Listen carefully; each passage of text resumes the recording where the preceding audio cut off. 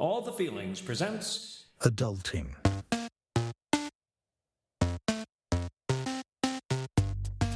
This episode, Death. Welcome to All the Feelings, adulting. I'm Pete Wright, and I'm here with the handsomest of handsome, Tommy Metz III. My goodness, Pete, I wasn't fishing, but I like what I caught. Thank you so much. And it's always a pleasure to be here with you. And what are we talking about today? I mean, adulting, it's not like it always leads to something inevitable. It leads to the administrative nightmare of death.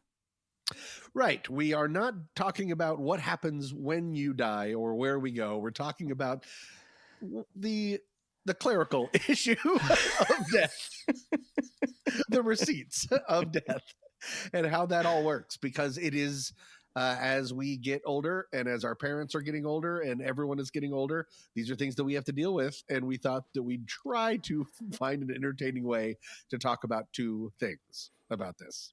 Yeah, I don't even know that it will come down to two things anymore, Tom. I've gone Really off the rails. I found myself getting tied up in knots, which is the process. This is not about grief. This is not about funerals. It's not even weird eulogies. This is like what happens when you realize you're the one who has to try to cancel the Netflix account of someone who just died. That's what it is. And that's where we're going to begin shortly. All right. Well, I wish us all a lot of luck. Pete, why don't I go first?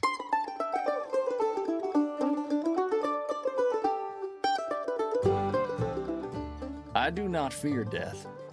I had been dead for billions and billions of years before I was born, and I had not suffered the slightest inconvenience from it. Mark Twain. Subset 1. A legacy of stuff. Pete, hello. Pete, hi. Thank you for meeting me here. Oh, it's a pleasure to be here. Pete, when our time is up, there's something left behind that I don't think we talk about or think about that much before it's time to deal with it. Yeah. Of course, we're leaving behind what? The body. We're leaving behind a bunch of assets and stuff. No. Oh, I just actually used the word. What we leave behind is stuff. Yeah. Just lower case S stuff. And so not property, not money, not assets, not the big stuff that you leave behind in wills. I just mean the sheer volume of stuff that is left behind. Yeah. Some of it is a little dicey. We've been talking in Feeling Friends. We've been talking about how when your father passed away, your mother and you had to deal with your father's guns. Account. We did. Gun That's account, right. Gun collection. Yeah. Yes. Collection. Which You did a great job dealing with, bringing it to a shop and consignment. Did you know, as a side note, I stumbled upon this, that all lawyers advise people to never leave guns in their wills? I did not know that. It's because with different municipalities, everyone has different laws for gun ownership. And you have to go through mental checkups, physical checkups, age verification, all of these things that apparently leaving guns is leaving a massive problem for people. Wow. Because while you just decided, I'm going to leave my guns to you and you and you and you, all of those people are now embroiled with their local governments. It just never occurred to me.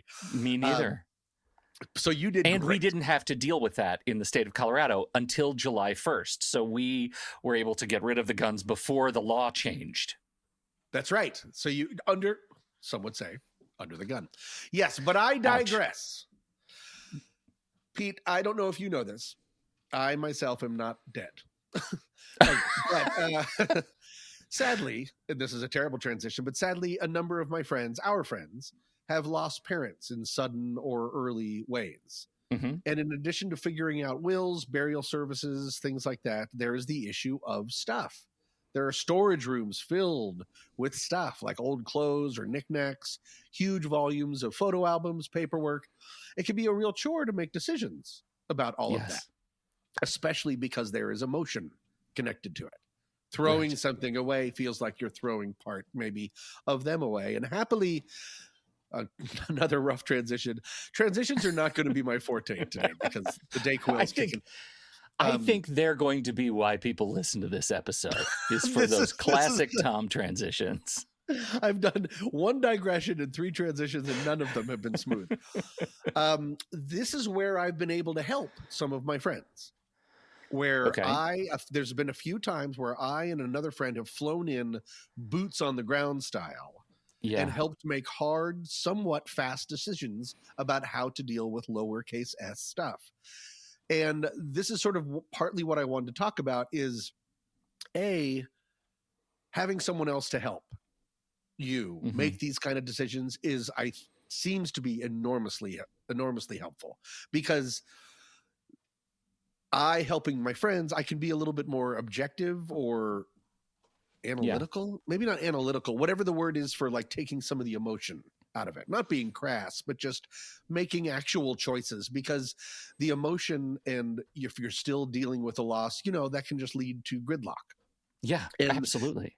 The other thing behind all of this is a hope that as we get older, we start to deal with some of this stuff ourselves and don't just pass the buck along to kids, to whoever other family, is in charge. Whoever's in charge. Yeah.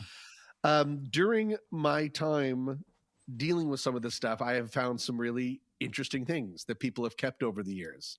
Oh, good. I'm not going to use any names, of course, but there was a shoebox filled with dozens of recipes for tuna casserole, and a lot of different recipes. A lot of them were the same. It's as if this person, every time forgot that they already had the recipe, so printed it out and then put it in their recipe box. But the box was just absolutely brimmed with tuna noodle casserole. There were bags and bags of oven mitts. Okay. There's this when you have all these tuna casseroles. This was a different person, but yes, you're right. Those two, if only those two people could have gotten together, they could have started a real business. Yeah. And so things like that are always easy to get rid of. That's just trash. That's just donating. Clothes, you just donate, as much as you can. But there's another level of things. I already mentioned it, but it's stuff that feels more personal, and it's things like notes or photos and photo albums. Yeah. It seems like it's understandably daunting to dispose of photos. There's something haunted about that. I don't know if that's the right word, but it's almost like throwing away a Bible. Like, I don't know why you would throw away a Bible. You would donate it. But the idea of and I'm not a Bible believer, but doesn't that seem dicey? Something about the word of God, yeet, and chuck it into a dumpster. Maybe I'm thinking I'm going to get cursed. I don't know. Well, it's the same old thing we often say as people who are not necessarily zealous about our religious beliefs, is that, I don't really believe, but what if I'm wrong? There's Pascal's a box. Wager. You want to hedge Pascal's your bet wager. just a little bit. Yeah. But a lot of that stuff needs to be thoroughly winnowed down, because otherwise, like we've said, you're just kicking it down the path to the next person. Yeah. Probably your kids. You have I go through your checklist when you go through photos, because you told me you already have a discernment process for going through photos with other people. Yeah. You mean for when I was in these cases? Oh, have we already talked about this? No, you've told me. I don't think we've talked about it on the podcast. Oh, good. Okay, good. Yeah. Do you know we're friends when we're not podcasting, right? Do you remember that? But we've been doing this podcast for so long, I don't know which is which.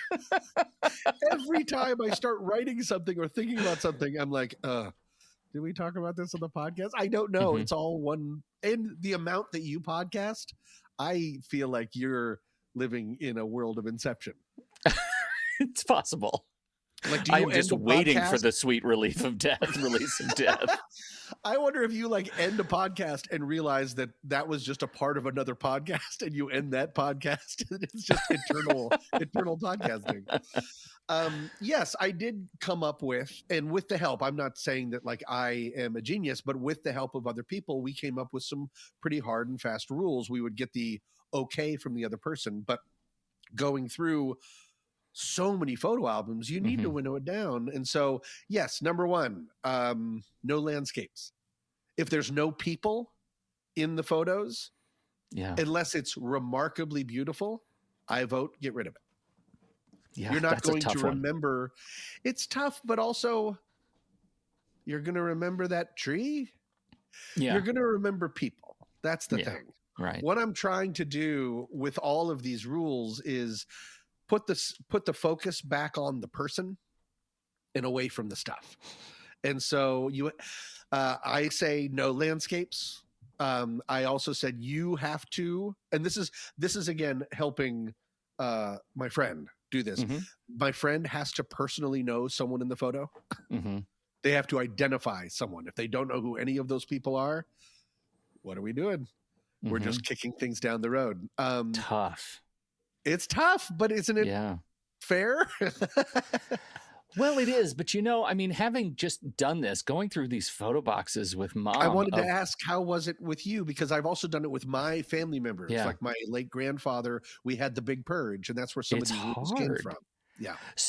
So the photography, like just the no landscapes, it's really fine. Unless you are dealing with somebody who is a photographer, generally there will be a better version of whatever picture they took to just cue their memory somewhere else. And you can always go look at it. If it can be traded out for a postcard.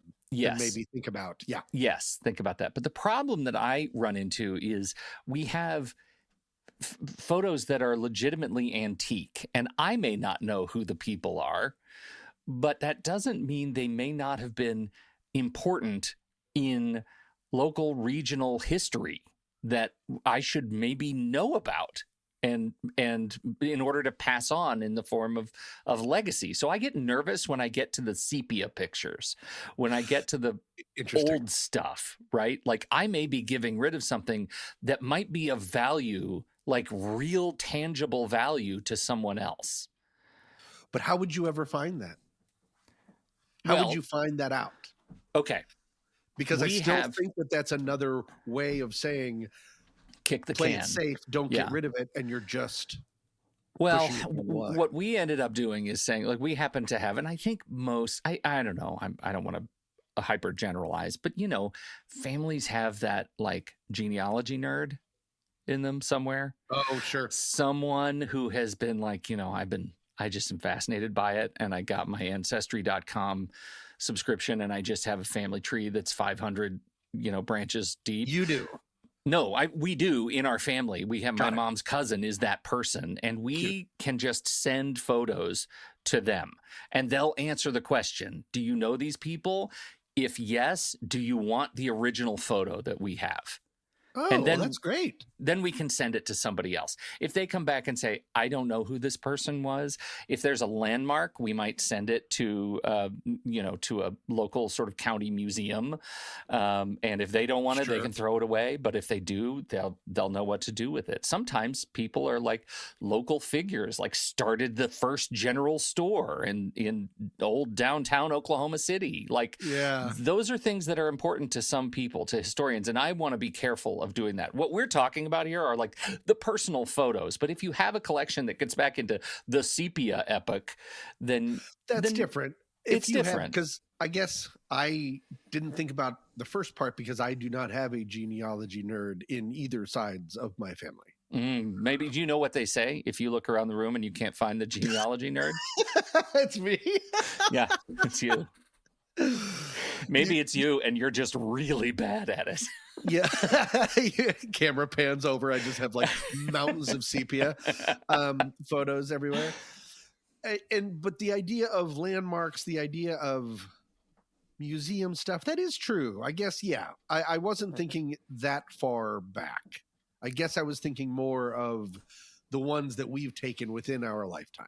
Yes. Okay. You're right. And that I think is important. You don't want to be cavalier. Yeah. With what could be history. But if you have 900 of them and you have no plans to go to a museum or really don't live in a town that doesn't have a museum like that, that also feels like a small town thing. Yeah. If you don't live in a small town, if you live in Jacksonville, Florida, which is where my late grandfather lived, they don't have a Jacksonville museum. Jacksonville, Florida isn't the kind of thing that honors the past It's or past. anything. Every time Jacksonville wakes up in the morning, they think it's the first day.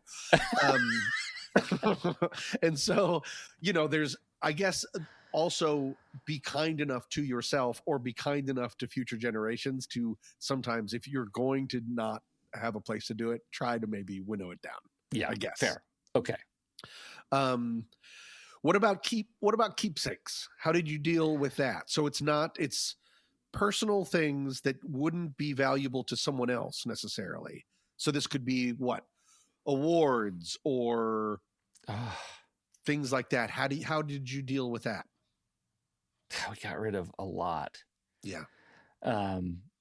And much of it, this is probably an example of kicking it down the field a little bit. Many of the things that we got rid of, we did take pictures of first. So no.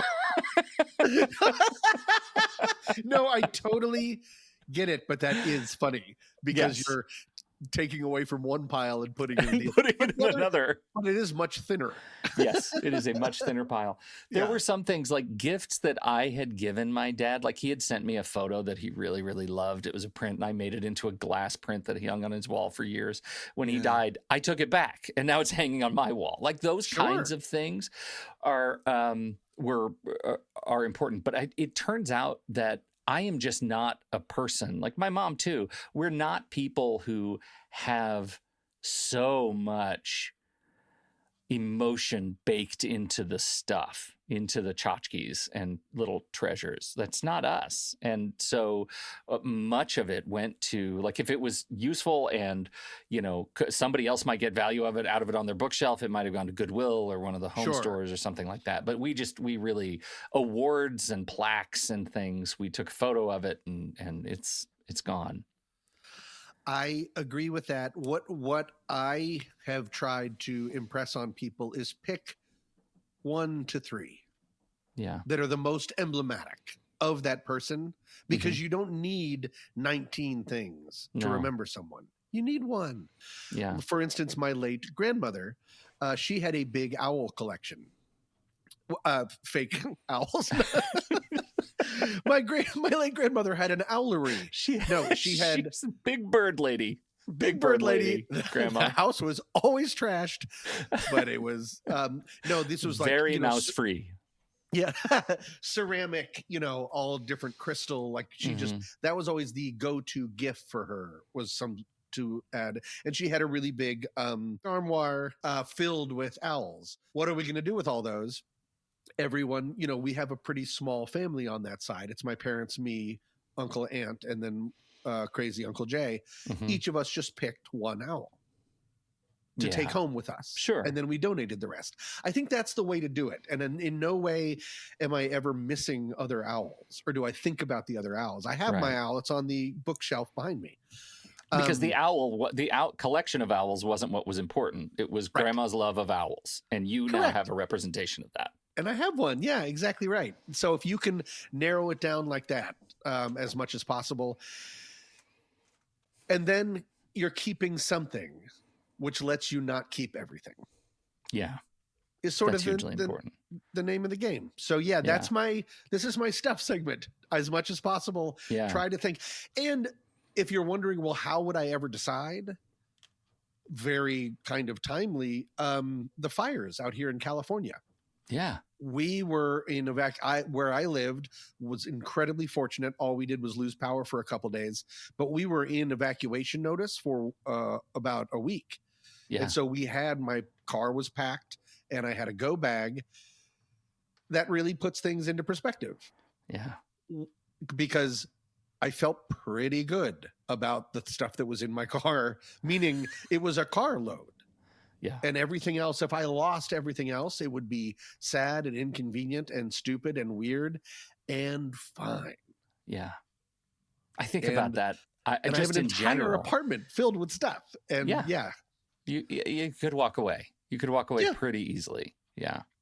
I think about that a lot just as a result of the fires because, it's proximate and we're seeing floods and just general disasters. How ready am I to pick up the stuff that's important and get out of here.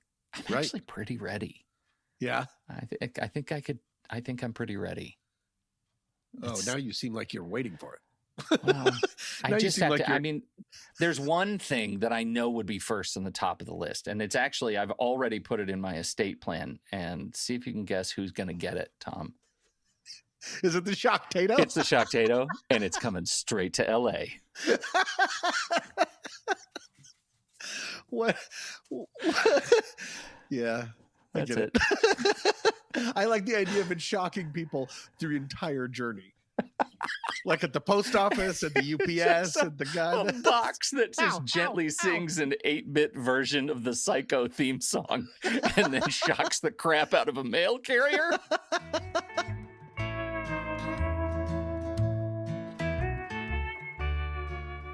If there are no dogs in heaven, then when I die, I want to go where they went. Will Rogers.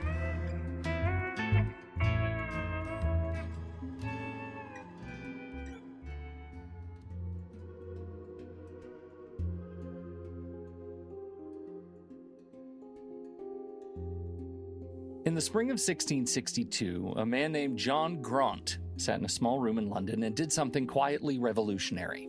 He made a spreadsheet of the dead. Graunt wasn't a doctor or a priest or even what we would call a civil servant. He was a haberdasher, a man whose professional expertise involved ribbons and buttons and the occasional tassel. But what he lacked in credentials, he made up for in curiosity and access to some truly unsettling paperwork. At the time, London had a weekly publication called the Bills of Mortality, which was essentially the 17th century equivalent of a plague-themed newsletter. It listed who had died in each parish and from what. The entries were brief and extremely unhelpful. You'd get things like plague, 134, fever, 21, rising of the lights, 4, teeth, 9, overjoy, 1, which I assume means someone was apparently so happy that they just stopped living. Most people glanced at the bills the way we skim obituaries, morbid curiosity, nothing more. But Graunt didn't just read them, he counted. He built tables. He looked at trends. He noticed that more boys were born than girls, but girls lived longer. That deaths from consumption were horrifyingly consistent, and that plague years weren't chaos, they had patterns. And from the grim statistical pastime, he actually accidentally invented demography, epidemiology, and vital statistics. He coined the idea of excess deaths, those sneaky numbers above the norm that whisper, hey, maybe there's something going around. He created the first known life tables. He gave cities a way to measure their health, not just react to its collapse. And all this from a guy who sold decorative trim for cloaks. Graunt published his findings in a book called Natural and Political Observations, and to everyone's surprise, including probably his own, the scientific community paid attention. The Royal Society inducted him, which is a big deal at the time because it meant someone inside finally said, let's let the ribbon guy in. But here's the thing. Once we started counting the dead, we never really stopped. What began as a revelation slowly calcified into an institution. The death record became the death certificate. The parish clerks were replaced by registrars and notaries and government agencies who somehow all needed an original copy and none would accept the same font size. And you can't help but think, is this what John Graunt intended? Because what he did, what made him brilliant, wasn't turning death into a transaction. It was making it visible, measurable. He took chaos and found structure. He made the loss of life legible to the living. That's not bureaucracy. That's empathy disguised as data. And yet, now we've taken that same impulse and run it through a printer, a signature page, and 3 rounds of identity verification. And I keep coming back to the image of Graunt in his shop, surrounded by buttons and plague lists, asking himself one simple question. What can the numbers tell us? Not to control death, not to exploit it, just to understand it. And maybe, just maybe, to give the living a slightly better shot at making it through the week. Want to add your name to the only record that really matters? Become a feeling friend today for the low, low price of $35 a year. That's $25 renewing. Get week early access to episodes in your very own member podcast feed with more behind-the-scenes goodness of Tommy and yours truly really reckoning with death and podcasts. Plus, the stickers have been ordered. Members can expect their bill of care packages soon after the season ends. So get going. Allthefeelings.fun. That's allthefeelings.fun. Now, back to the show.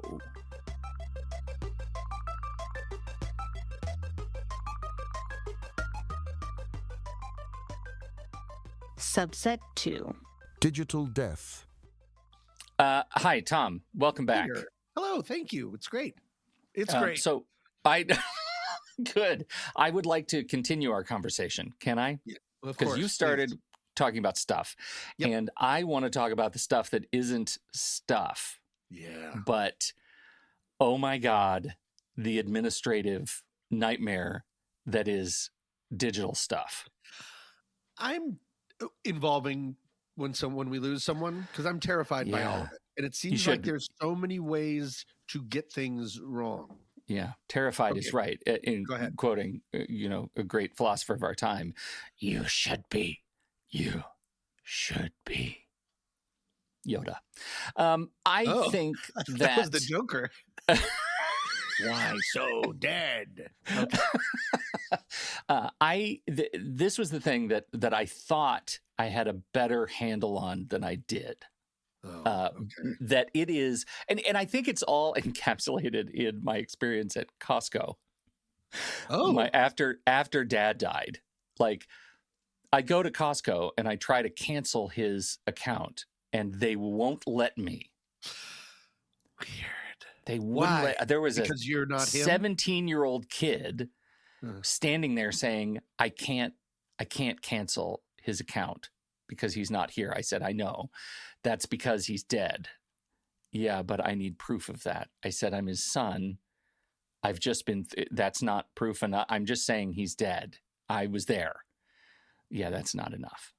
So that feeling that you get, feeling like you're being emotionally like punched in the face by a kid Yeah. who's telling you that your dad might not have died, that you might be scamming this whole thing in the moment, it just really sort of encapsulates that feeling of just like comic rage. It is the Curb Your Enthusiasm level of just infuriating life experiences. And it all goes back to the fact that paperwork, as it turns out, is forever. And the one piece of paper you don't get when someone dies is the government approved business ready flowchart that says, so someone died. Now what? Right? There is no checklist. There's nothing. Really? And everyone does it differently. Okay. Oh, no. Yeah, I know. Why did I think? I just assumed there was a checklist. Yeah, there's no checklist. But wait, can I ask one really quick follow up? Of course. What did he think that scam was? You're canceling. No. What do you stand to gain from that? If you said I'm him now and I get Yeah. his membership, that's a Right. scam. Canceling something isn't a scam.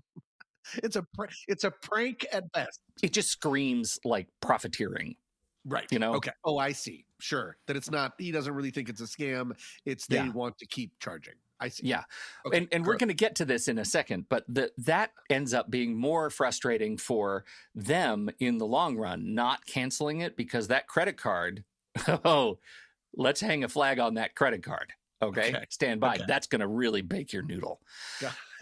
So the one piece of advice that I got when Dad died was the first thing that I got was I think from our friend Mandy Fabian, who's had a parent pass very, very close to Oh, no. my pop, and she ended Okay. up being a wonderful light in that process of losing my dad because she'd just gone through it and she knew kind of how that felt. And she said, "Get lots of death certificates." Okay. What do you know about the death certificate, Tom?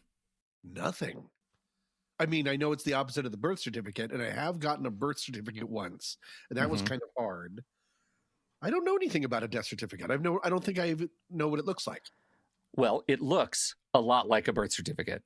Okay. It's on like fancy paper. It's kind of parchmenty, but fake parchment, right? And it is the document that comes from the coroner, who determines the cause of death, or the hospital, right? When they write what the cause of death is and the time of death, they fill out this form that goes to the hospital administration, and they prepare this document that goes to the coroner, and they sign their names on it, and it says, this is the name of the person who's deceased, date and time of death, where they died, and what they died of. And there are 3 lines for what they died of, and no more. So however complicated death was, it can only be 3, at least on the one we got.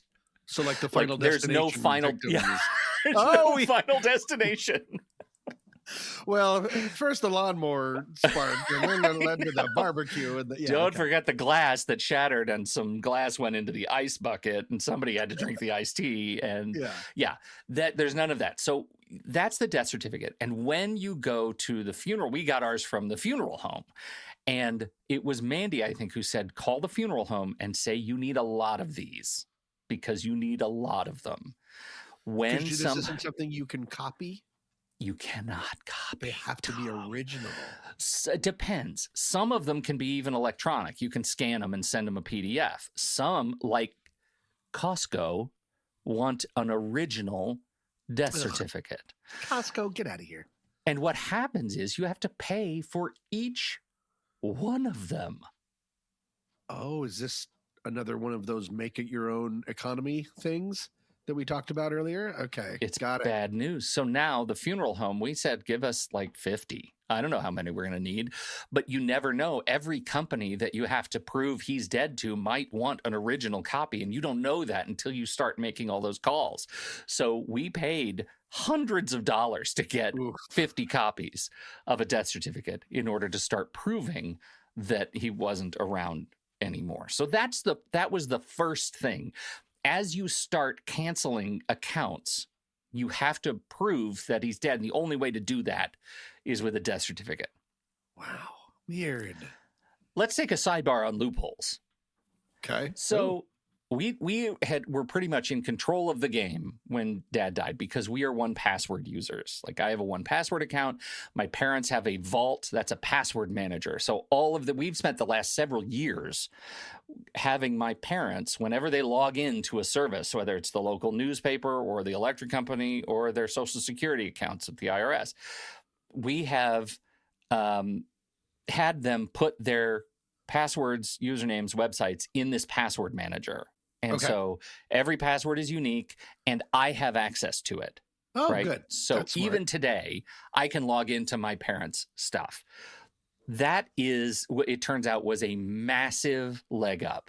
I cannot underscore this enough. If you have aging parents, please get them a password manager and go through the headache of teaching them how to use it and making sure you have access to it, because you can't do anything if you can't get into their accounts, and you lose so much if you can't get into their accounts. It is what do you mean nightmare. You lose so much what? Power? Well, ability? for example, let's say you're a big Apple user. Sure. And you have an Apple account. Okay. And you buy a boatload of movies, digital stuff, right? Oh, that's me.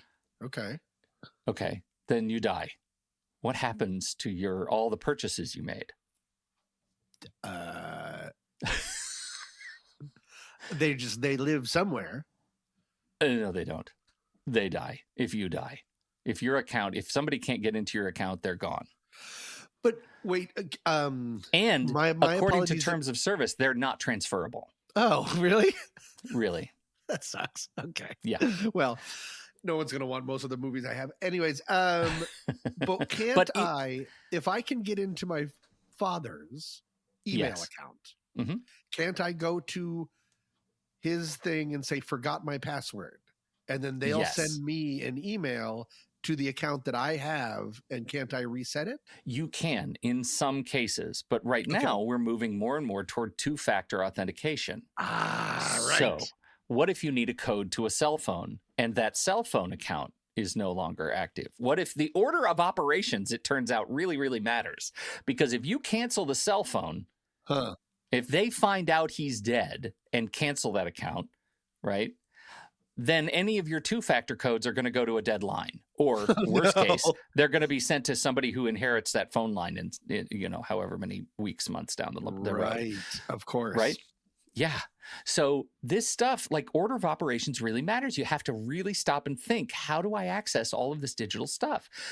Passcodes are a big deal. I don't know if you have any passkeys, right? That's kind of the new password, where you don't need two-factor codes. You don't even need passwords. It's just biometric. If you don't have that phone, and if you're not authenticated as your dad, you can't get into that account. You can't get into it anymore, right? So it becomes really problematic. Now, in this case, the loophole I mentioned, we just made sure that the moment we got back on the computer after Dad died, I just went in and logged into his accounts and made sure that I was the backup two-factor contact for everything. And that includes LinkedIn and Facebook and all of his accounts, and especially social media accounts. I took control of those because, you don't want to delete those things right away, right? Once people find out that he's passed, they'll want to post on his wall. And while Facebook and Apple, in this case, they do have now emergency contacts in case of death, right? So that a person can sort of take over the account to manage its dissolution. If you just keep the username and password, you're literally pretending to be a dead person. That's fraudulent, but you keep the account alive. So in the case of Apple, if you bought movies, you can actually watch those movies as him. It's kind of annoying, but that's just the way of the world. So managing passwords and account access, banks, IRS, Social Security Administration, all the financial accounts, make sure you manage those quickly. Most of the agencies, like the IRS and the Social Security Administration, will talk to each other. And so the SSA will find out that you have a death in the family, and that will trigger some things. But nobody else talks to each other. Right. So you have to go through the process of that kind of dead man's inbox, of just going through email and making sure that you contact everybody. Like Social Security doesn't tell the DMV that somebody is dead. The DMV does not tell voter registration that somebody is dead. None of them will accept a PDF version of the death certificate because they all live in 1986. Like it's a lot of work. It feels cruel. This is a big one that I didn't see coming. You have a credit card, and it is a joint credit card. You have you and, let's say, your spouse is on that credit card, and your spouse has a card that has their name on it, might even have their fancy picture on it. They pay the bill, right? All of that. What happens when you die? What would you love to have happen? Like, what would you expect to have happen? With the credit card? Yeah, with the credit card. What do you expect would happen if one person on a joint credit card account dies? Then the other person is just in charge of all of it. God, sweet, sweet, sweet, sweet boy. Of course not. Of course, that's not what happens. What happens is that credit card is called, the debt is called, because the joint holder was never the one approved. They don't own the account. When the person who held the account, the primary user, dies, the credit card goes away. It goes away. If that was on your Costco account and they keep trying to charge it, oh no, it's a dead account. So now Costco says you're not paying your bills. You can't get into Costco. So it is a cascading set of failures. It is cascading failures, and it's horrible, horrible, horrible. It is absurd. That seems like an anticipatory nightmare. That's where I have of just waiting for so many shoes to drop. Yeah. All the time. Yeah. That's the thing. It is the absurdity of closure that you hit this like closure plateau, right? Where eventually you feel like there are no more really obvious to-dos, and then you still get mail like every Right. 6 months. It'll be like, we're just checking on that beneficiary form for such and so. It has been now in the case of Dad. We had a more complicated situation because he had inherited from his dad and his dad before him some royalties for mineral rights on properties Cool. around the Western United States. Okay. Before Dad died, we were trying to move them all into a trust. This is a little bit in the weeds, bear with me, but a trust that has my mom's name on it too. So that when one of them passes, they would still jointly own. The trust is the owner, not one person. But he died, and so we had to go to each county where those mineral rights were listed, get a lawyer in that county, and prove that he was dead and that the trust existed and the will existed and that they should go to my mom. And it cost thousands and thousands of dollars to do that in every county. I cannot stress this enough. Figure out what your parents own. Figure it out. Because so analog. Doing it while they are around is so much easier. It is so much easier. It's been 3 years. I don't think we're done. I don't think we're done. So let's talk about the digital death file, Tom. Let's. Digital death file. The digital death file is your digital death file. It's your list of everything that you have, and you're keeping it updated like a journal entry. You get a new credit card, you enter the bank and the phone number and the account number, and you have your own passwords and logins. You're making this file when you're alive. Yes, while you're alive. I see. Yes. Because if you're not, then somebody else is going to have to come to your house and call the water company, who's going to be really upset because you're, I don't know, ghost bathing and using too much water in the process. Like, you have to navigate that. So keep this file updated and have it shared with the person who is going to be dealing with this stuff for you. It will make their lives so much easier. So that includes logins and passwords. If you're not using a password manager, start using a password manager. Bank accounts, retirement accounts, mortgage accounts, utilities, streaming services, all your social media accounts should be in there. If you have a funeral plan, let me tell you what my in-laws are doing. This is already done and set anywhere in the world. If they die, they're going to be shipped back to Seattle and put in a cocoon and buried under a tree, and their bodies will be composted in land. That's awesome. It's already done and paid for. Like, they did the work.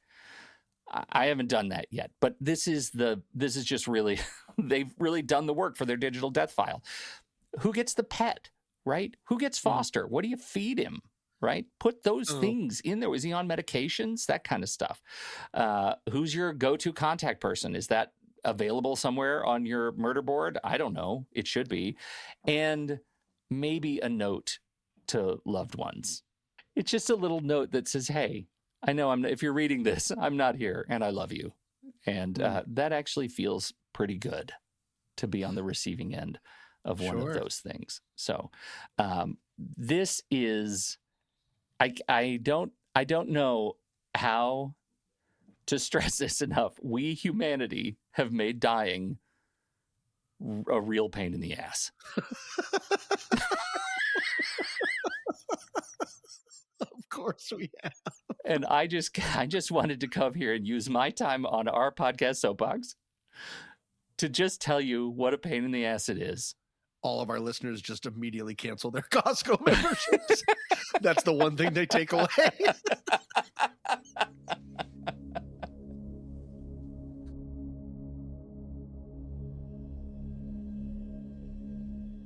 Death, therefore, the most awful of evils, is nothing to us, seeing that when we are, death is not come, and when death is come, we are not.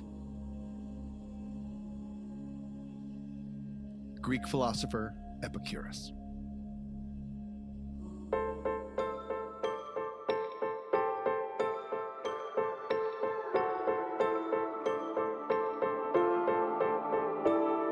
the ghost in your tequila, the echo of your feelings, a memory that keeps you up at night.